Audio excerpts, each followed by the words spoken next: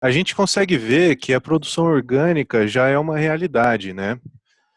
Eu acredito que, como o Brasil é muito grande, a gente não vai conseguir todos os produtores serem orgânicos no Brasil, né? Mas o que que você espera do mercado para os produtores orgânicos ou até mesmo para os produtores convencionais que querem fazer um produto de maior qualidade? Assim, o que que você espera para o mercado futuro? Vai, vai ter mais procura? Se vai aumentar? Olha, o que a gente percebe é que sim, não vamos nem falar de pandemia, tá? Antes da pandemia, os índices de crescimento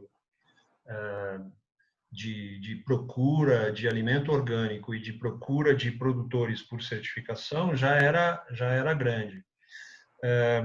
Qual que é a tendência mundial? Existe o fenômeno do consumidor consciente. Então, é importante que os produtores, que quem lida com a agricultura, entenda o seguinte, que dentro da sociedade existe um fenômeno que se chama o consumidor consciente.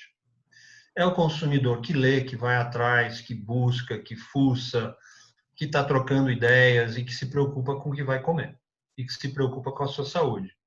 Então, o que a gente vê agora falando do fator pandemia? A gente vê que o nosso sistema imunológico tem que ser trabalhado, tem que ser otimizado, tem que, o nível imunológico de reação do nosso organismo aos patógenos, ele tem que estar no nível máximo para a gente resistir a esses ataques mais recentes e resistir a todos os ataques que a gente sofre constantemente. A gente vai andando pelo mundo, o nosso sistema imunológico está em constante batalha, constantemente fagocitando glóbulos brancos, fagocitando micro-organismos no sangue, anticorpos sendo criados constantemente com novos vírus entrando. Então, assim, o nosso sistema imunológico ele está em permanente exercício. É como se você tivesse um atleta correndo constantemente. Se esse atleta tropeçar, cair, parar por alguma razão, o teu sistema imunológico baixa e você vai abrir o teu organismo à suscetibilidade. Nós somos constantemente invadidos por milhões de micro-organismos aqui nas nossas vias respiratórias, nas nossas mucosas, pela nossa pele, é constante. Tanto que a gente tem muito mais micro-organismos dentro da gente do que células do nosso corpo. A gente carrega um arsenal de micro-organismos que interagem no nosso corpo constantemente e que estão ocupando espaços, são micro-organismos benéficos que estão ocupando os espaços permitidos, tá certo? E que se você tropeçar no seu sistema imunológico, se você abafar o seu sistema imunológico, contaminá-lo, prejudicá-lo de alguma forma, você vai se perder.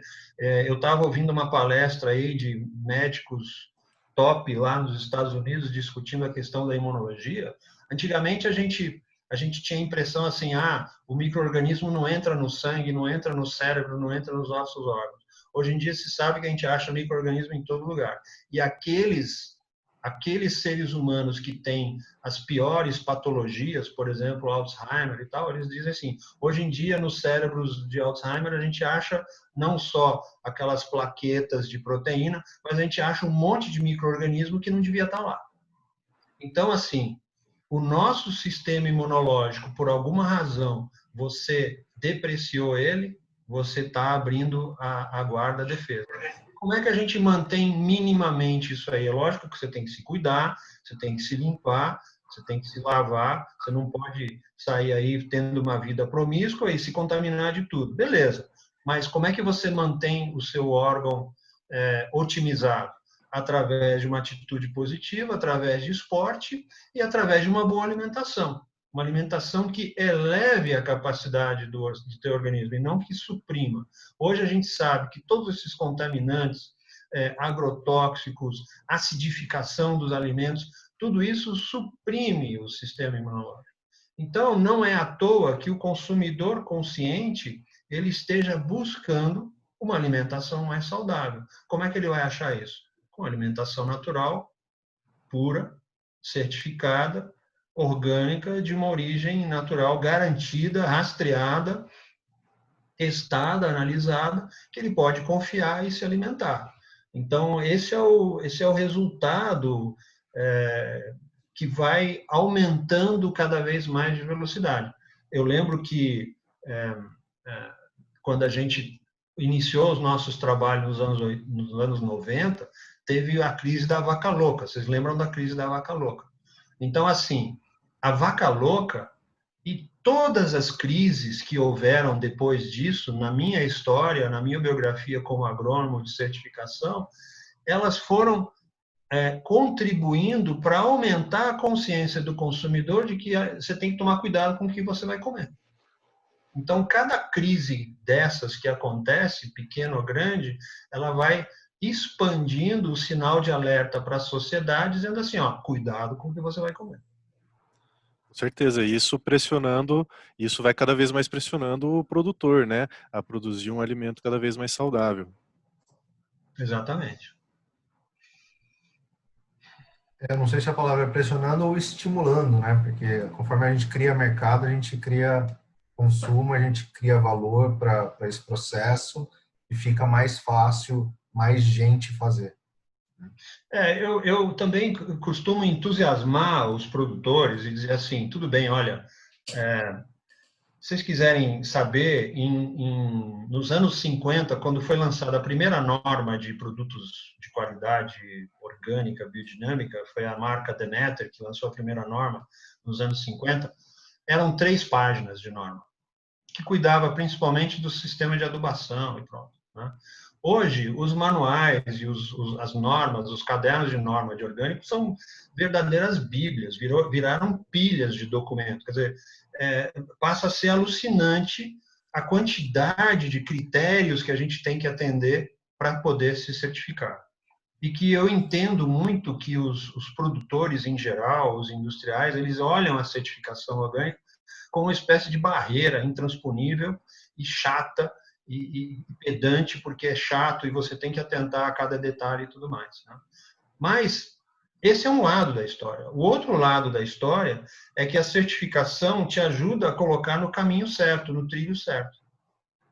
Porque a gente não pode esquecer que a certificação é criada como elo de contato entre o consumidor e o produtor quando você tem uma distância a percorrer na comercialização. Se você vai na feira e você confia naquele produtor, se é um produtor na feira e não um intermediário, você vai lá e conversa com o produtor, na semana seguinte, às vezes, ele até te traz um presente, te traz uns ovos especiais, alguma coisa, um brócolis especial que ele colheu. Eu tenho essa relação na feira que eu frequento com os produtores orgânicos. De vez em quando, ele mostra alguma coisa especial que ele produziu, e é muito bacana. Então, existe esse elo de confiança. Mas quando você tem que ir num supermercado, na loja, e o teu fornecedor está distante, a certificação funciona como uma ponte de confiança.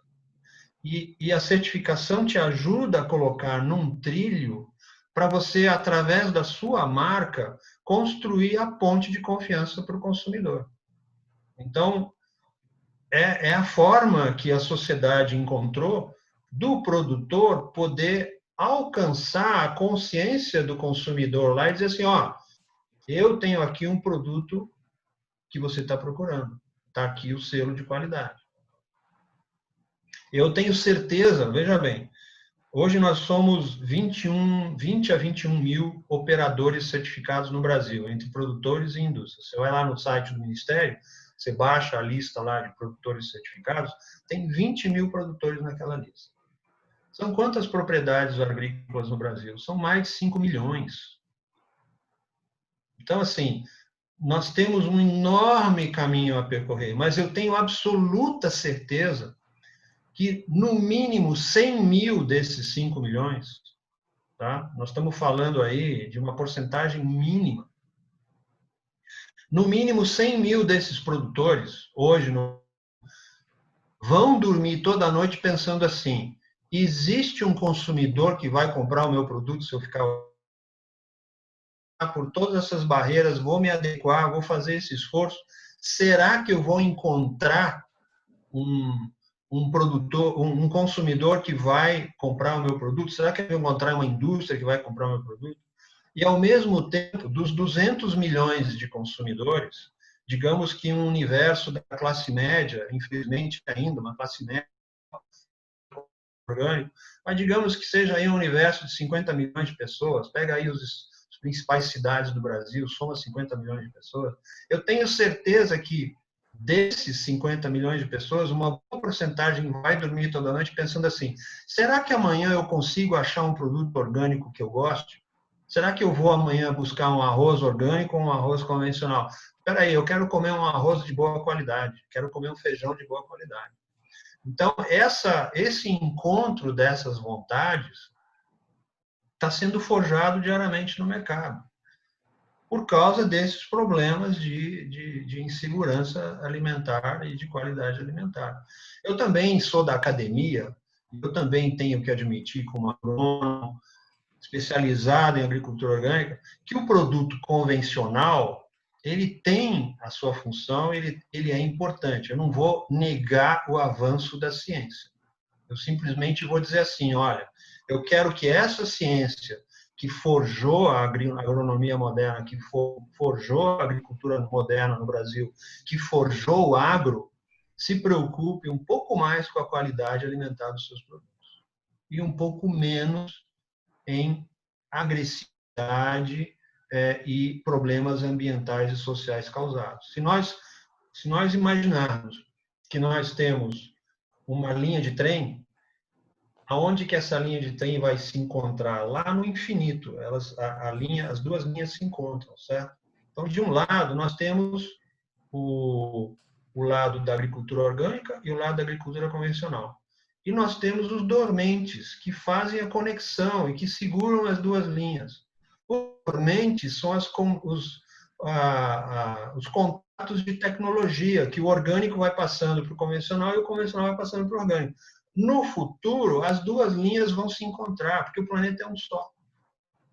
Nós não vamos ter dois planetas, um orgânico e um convencional. No futuro, nós vamos entrar num acordo e dizer assim, olha, a melhor agricultura para a humanidade vai ser aqui.